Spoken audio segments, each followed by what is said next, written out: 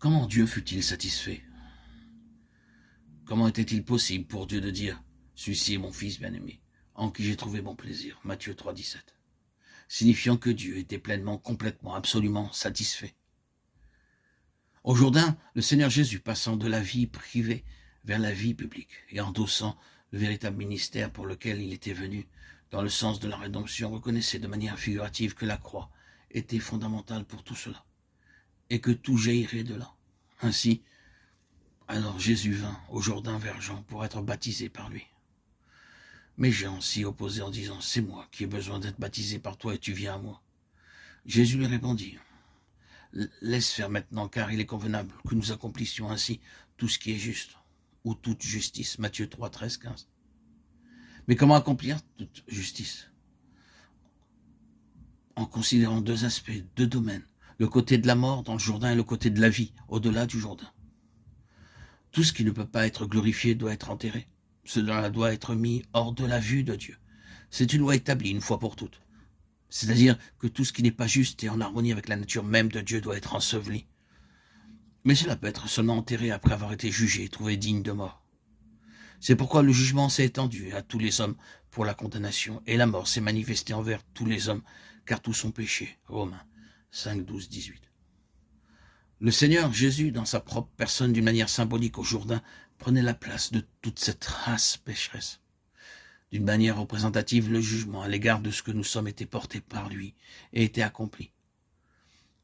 Comme nous disions dans notre méditation précédente, ce n'était pas simplement le jugement de choses que nous faisons ou que nous ne faisons pas et que les hommes considèrent souvent comme n'étant pas vertueuses, mais le jugement sur ce que nous sommes. Celui qui n'a point connu le péché, il l'a fait devenir péché pour nous, afin que nous devenions en lui justice de Dieu. 2 Corinthiens 5, 21. Maintenant, vous pouvez vous demander pourquoi je vous dis cela. À vous qui, sans nul doute, êtes de véritables enfants du Seigneur. Vous savez probablement tout cela dans votre propre expérience. Et vous voulez certainement le voir dans l'expérience des autres. Mais votre capacité à pouvoir les aider dépendra entièrement du fait que vous êtes pleinement assuré et affermi dans ce domaine de la satisfaction de Dieu. Vous rencontrerez au cours de votre vie des gens qui seront de réels enfants du Seigneur, mais qui sont constamment assaillis par l'incertitude au sujet de leur salut. Ils ont constamment leur regard tourné vers leur propre condition spirituelle et sont absolument paralysés par cette question qui concerne le fondement de leur salut. C'est terrible, terrible. Certains parmi nous ont trouvé que cette chose nous a causé plus de problèmes que n'importe quelle autre question. L'assaut satanique vise la foi des enfants de Dieu, en utilisant très souvent certains problèmes nerveux ou physiques, ou par bien d'autres manières, essayant de briser cette assurance absolue.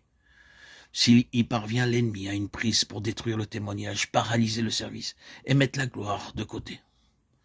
Quand vous avez ce genre de choses, vous ne trouvez aucune gloire, c'est une chose terrible, pour la gloire de devoir s'en aller.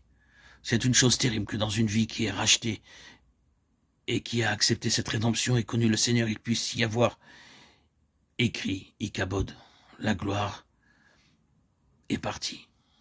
Rappelons-nous que c'est une chose que l'apôtre Paul rencontrait fréquemment lui-même en s'efforçant continuellement de la circonvenir.